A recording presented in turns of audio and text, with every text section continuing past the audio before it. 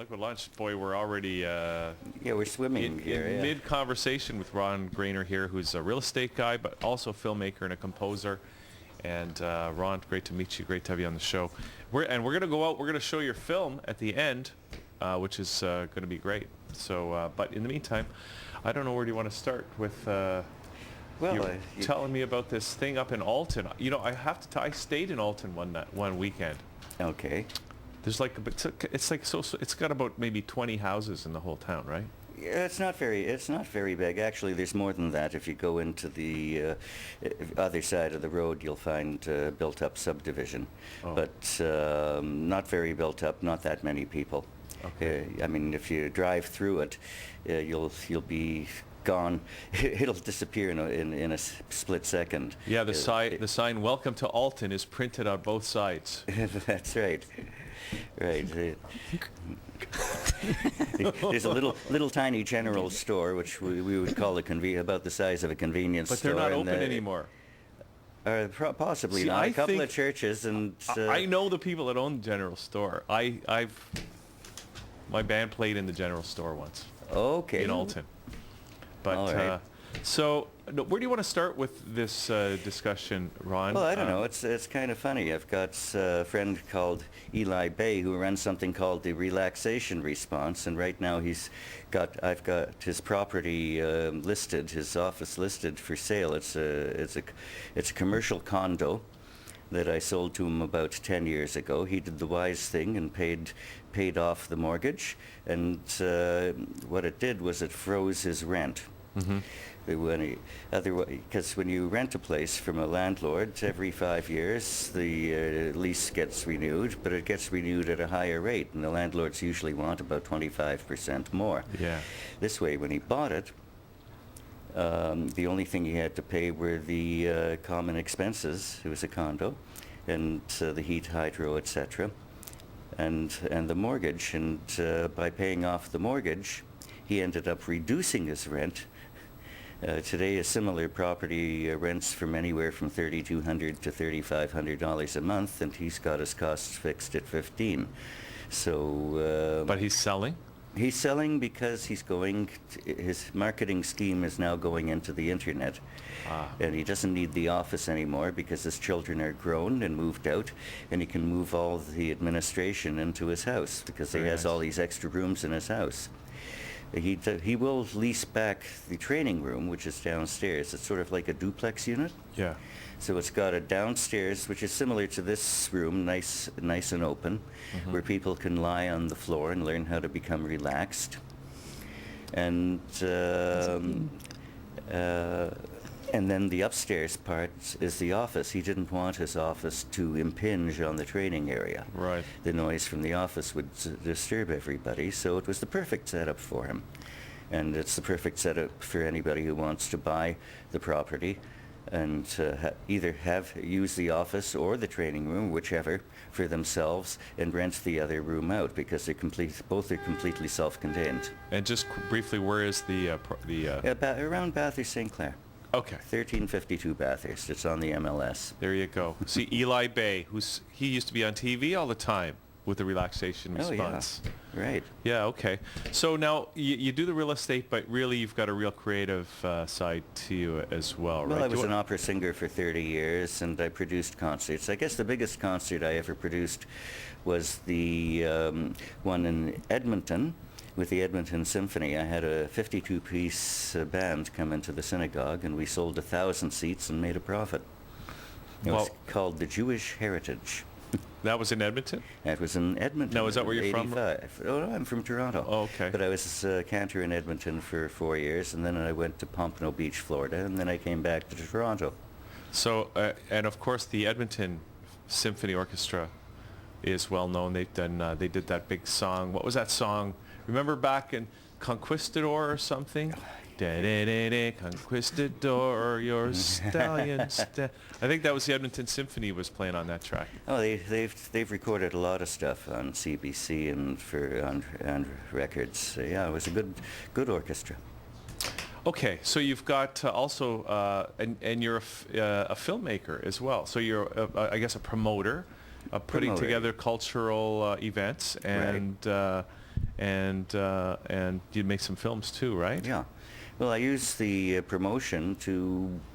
Sorry, I banged the microphone. I use the promotional part to create interest in the properties when it's appropriate. And I also are very connected with the film industry. I rent some of the spaces out to movie shoots, which is very lucrative, but it's like winning the sweepstakes. It's a very... You can't count on it to make a living, but when it does come in, it pays very well. Right, and I guess, so how does that work? Is it because of your awareness of the different properties that you're able to kind of let the directors or the producers know that you've got a good... Well, I market them. I list the property, I get the property owner to sign, and if it's something interesting, then I'm on movie sets all the time, so I'll walk into the locations department and I'll say, hey, take a peek at this, and they say, oh, okay. Is it on the OMDC website? And I said, oh yeah, of course. And sometimes they bite. Now, what do you mean you're on the movie sets all the time? What? Well, I sometimes act. I'm a member of ACTRA and Equity, and every once in a while agent comes and I take it as a day off. So that's when I write my scripts. Okay. Because movie making is just a lot of sitting around and waiting. If you're unlucky, you actually have to work. That's what I hear. Especially, I hear, people say, oh, acting's got to be easy, right? But then you hear about these stories where their actors are trying to do a shoot and it's like, it's freezing. It's cold out and you're just sitting around all day, not dressed for the weather, you're dressed for the camera. And you got to sit around and endure all that. Well, they try to keep you in a place that's warm, but sometimes it happens the other way around. Yeah. And you're out there. Then according to the actor rules, they got to give you 10 minutes every hour to warm up. Oh, see. So you need to have thick skin. So how did you guys hook up with the mysterious Vanessa? We bumped into each other at a movie development meetup group, and we got into talking. She was interested, and I like to help artists whenever I can, and so I decided to give her a little mentoring, but it looks like she doesn't need too much. She's a pretty good TV host. Oh, well, thank you. Yes, well, we're still evaluating her. We're still evaluating. Yeah, it was interesting how we met up. I was reviewing different movie scripts and thought, well, this is an opportunity to say something, and I had the microphone. I don't often talk in the microphone, so I just thought, well, this is a good opportunity. And then I don't know, it was just synchronicity between Ron and I. Well, we did a lot of talking and. Well, you know what? We're going to get a chance to actually see some of your work, Ron, when we show the film at the end. But before we do that, because we have a habit of asking all our guests here, and so we're going to ask you the same question. But what do you think is going to happen in 2012? I don't think anything's going to happen that's much different than what's happening now. What is the significance of 2012? Oh, the end of the Mayan calendar, and everybody's like all, freaking out or getting ready or something. Well, I think we're in the stage now. We're preparing for it now by making sure our houses are well insulated, that we're not using too much fuel, that everybody's installing solar panels on their roofs. Mm-hmm. As a matter of fact, I'm a member of a not-for-profit group called NGA, Next Generation Energy Alternatives, and we're trying to raise money to put solar panels on not-for-profit buildings and on condos who can't seem to get their act together and put their own energy thermal panels. Well, that's a great idea, especially now, because hasn't the province recently, with their new green energy initiative, made it easier for... Well, it's made it easier for homeowners. Mm-hmm. There's the FIT program, the Feed-in Tariff program, I'm also a member of another not-for-profit group called Green Neighbors 21. So I've retrofitted my house. I've insulated it with a very expensive foam insulation, new windows, new doors, new roof, energy efficient appliances and heating and air conditioning and water saving thingamajigs. So I was a benefit of the $10,000 that the government gave back after you spent a couple of $100,000. You get back 10. That's it's nice. about 5%, I suppose, you know. But But it doesn't hurt. yeah. And now I'm going through all the material that they've sent me, different companies giving me quotes on solar panels to generate electricity. And the government will buy that at 80.2 cents a kilowatt, and you're buying it from the power source at OPA at 7.6 or something like that. So it's a good deal to get a check every month, but I'm looking through the estimates, and they're quite variable. So I'm going to call in one of my engineers to evaluate all these estimates and find out which company is telling the truth. You mean the estimates that they're The giving estimates, in terms of the well, power how much that is it's generating and how Yeah. much capital up front? Yeah, well, there's certain things that you got to watch out for. Any kind of shadow that goes across your photovoltaic cell will stop that portion of the cell from generating electricity. So some cells are divided up into thirds, you know, so that a shadow falling on one of the thirds isn't going to affect the other 2/3 of the panel, and some don't. So, and then you have to be facing south, and you also, the slope of your roof should be as close to 34 degrees as possible.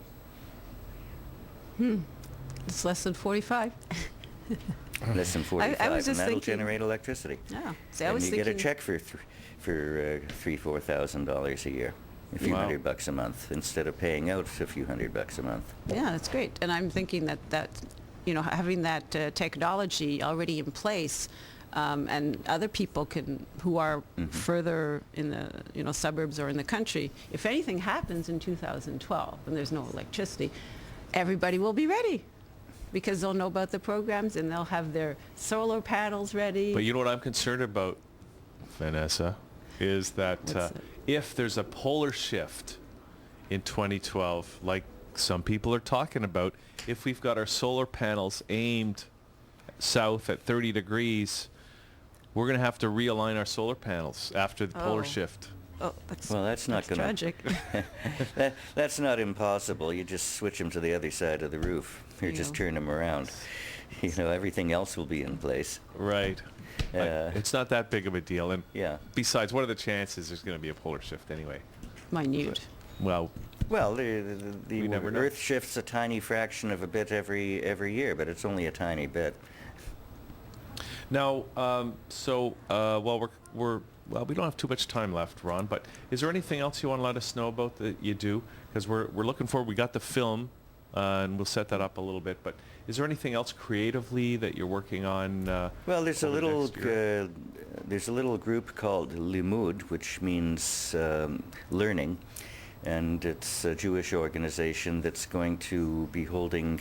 I was in charge of putting together a taste of Limud. It's held in private houses, so we've finally got a private house, and I've got someone, Cantor Ellie Kirschblum, who's going to be talking about medical bioethics, and I'm waiting to hear about a very famous singer, Aviva Chernik, who I don't know what her topic is yet. She's going to let me know in a couple of days, and then it'll be up in the, we'll limit it to maybe 20, 30 people. So that's kind of interesting. So And Aviva, and then people will learn what Limud does, and we're working up to a full-scale conference that'll be a live-in. We're finding a conference center up in the Muskokas or somewhere near there, and people will come for 3 days, and go to study sessions all day long. Everything will be included, and if you want to become part of Limud and you have something to say, well, you can teach too. It's not, we're going to present a list of teachers, you just apply, and you can share your knowledge. Which is a great idea, because really everybody's got, Everybody's especially got something, yeah. as they get older and older, they learn more and more, and they get more and more experience, and they have more and more to share with other people. So that sounds like a great idea, especially when there's food involved, right? Oh yeah, Taste of the Mood. Sure, we had somebody teaching how to make blintzes at the last one, and everybody got to make a blintz and eat it. We're going to have to hook Wonderful. you up with David Grossman's coming in about 1 o'clock. He just might be interested in having you on his show as well. Oh, that's cool. So we'll hook you up. But well,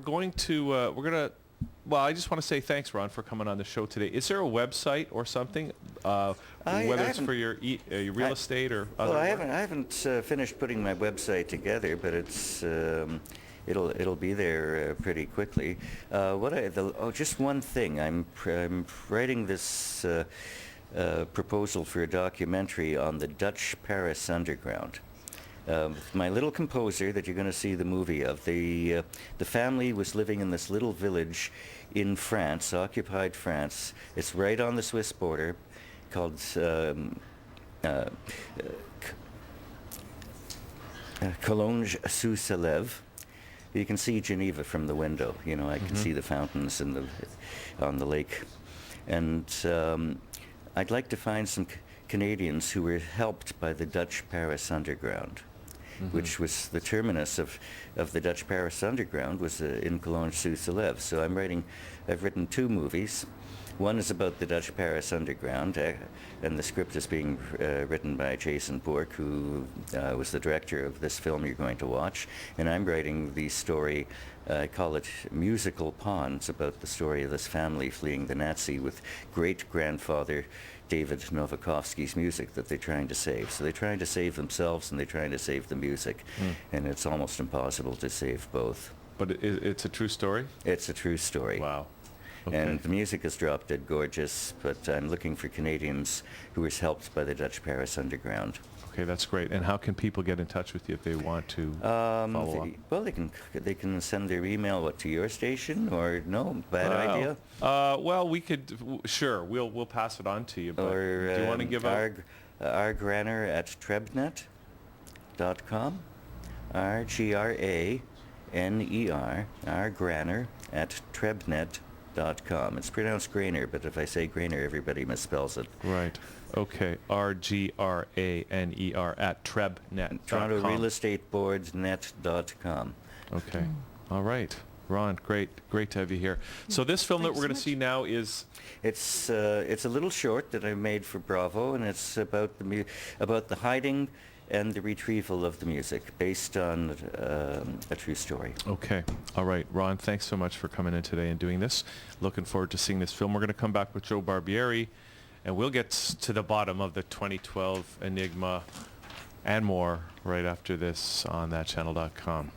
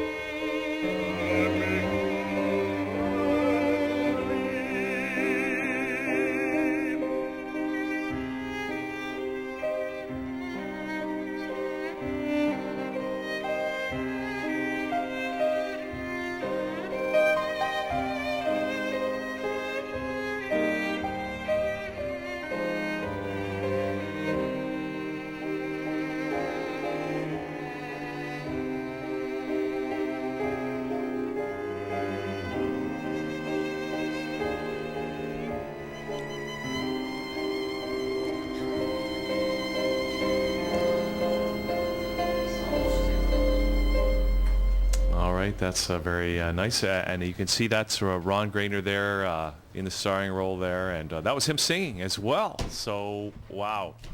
He's a very talented man. Yes.